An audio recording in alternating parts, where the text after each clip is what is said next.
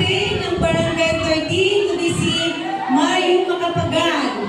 Kap, nasaan ka man ngayon? Salamat sa pagpahiram ng napakaganda yung G. At higit sa lahat, nagpapasalamat din tayo. Walang iba kundi sa ating Pastor Kipuloy, KOJC. Thank you so much.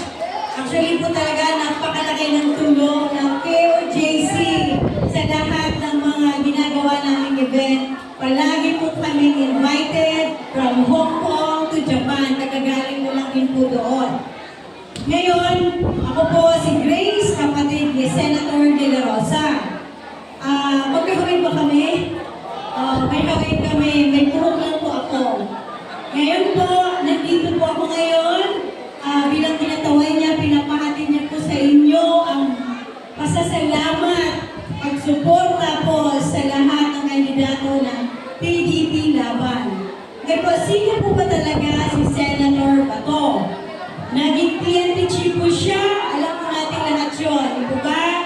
Sa pananungkulan niya bilang PNP chief, nag-surrender po ang mga drug addict at ang mga drug pushers. Ilan po sila? First time history ng Pilipinas, 1.2 million ang sumuko. Hindi po yan tinuhan. Kusa silang sumuko dahil gusto nilang magbago. Dahil po yun sa kamay na bakal ng ating Pangulong Duterte. Doon po nakilala ang ating Senator Bato. Ngayon, bilang isang senador, si Sen Bato po ay meron na po siyang batas na 51 na batas na kung saan siya naging author, co-author, at principal sponsor.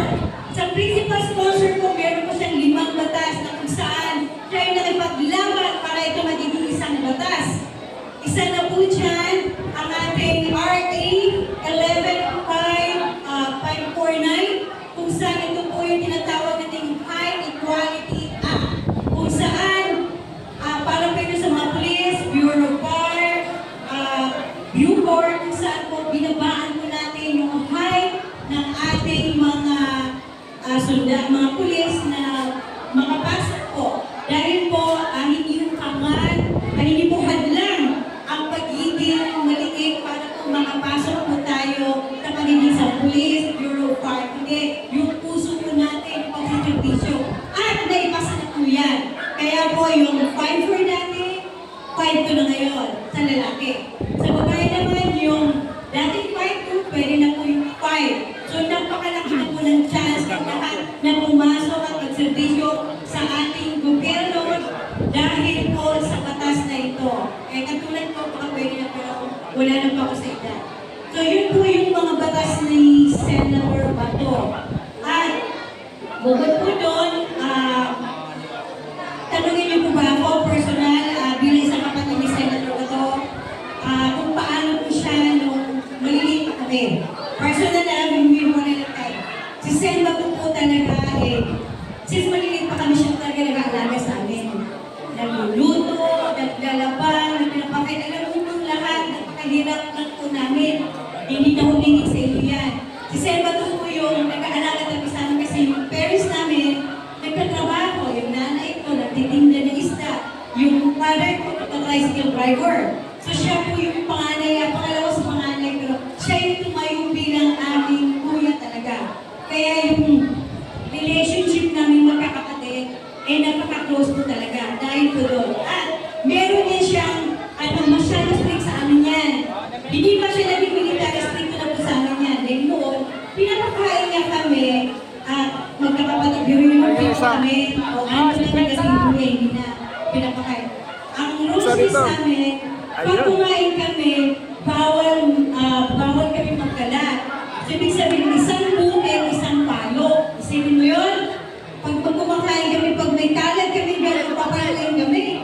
So, syempre, behave kami lahat kumain. So, doon pala, disciplinary na siya. Tapos, ang isang rule na doon, bakit siya gano'n ka-strict sa amin?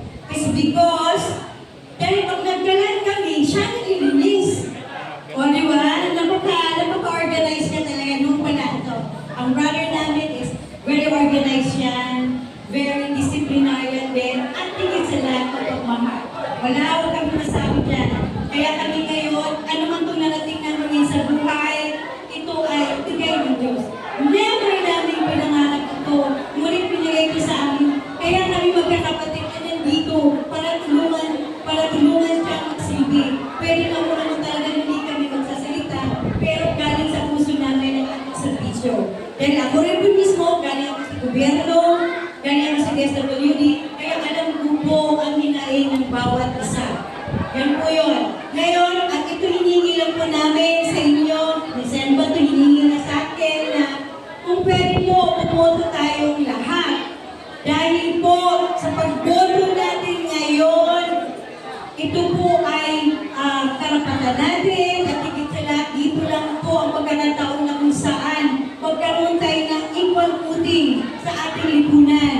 Kung yung isang milyonaryo po ay bumoto at kayo, pareho lang ang boto natin. Kaya ito yung pagkakataon upang bumoto po tayong lahat. Huwag nating hayaan na hindi tayo bumoto. Dahil ito din yung pagkakataon po natin upang labanan natin ang nangyayari ngayon sa Pilipinas. Tama? Yes! Yun po yung pinakakailangan natin lahat. At ito lang po, alam naman natin, si Semba po ay kalaban ng mga komunista. Kalaban niya rin po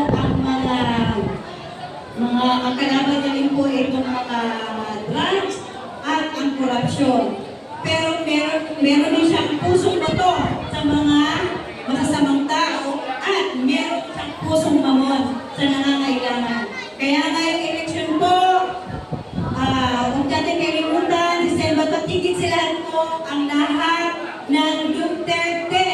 Please, iboto natin silang lahat. Kung nakikita natin sa survey, pasalamat din tayo lahat na umaanan na Semba to, dalawang budget po, at ang iba pa natin kandidato. Pero kung maaari sana, silang 10 po kailangan natin iboto para po ito sa ating pagbabago muli at higit sa lahat sa bagong Pilipinas. Salamat po at maraming salamat sa inyo lahat. Yun lang po.